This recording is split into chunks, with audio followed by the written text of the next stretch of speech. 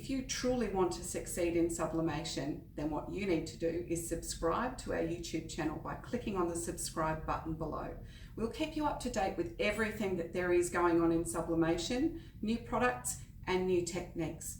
Let's see what's next. We're going to press a transfer onto a ceramic plate. Now what I've done is I've removed the seal around the outside and I'm putting in the vacuum silicone.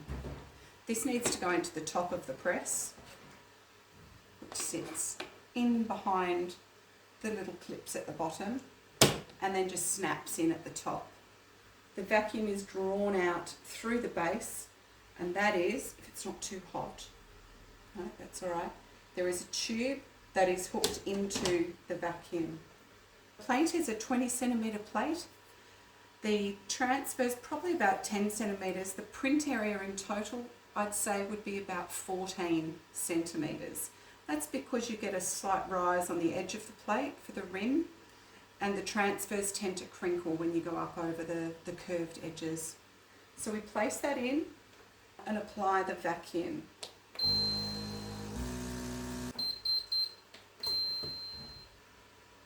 Works really well on the ceramic. So just going through those settings again, we've got 210 for the bottom element, 220 for the top element, and 420 seconds or 7 minutes.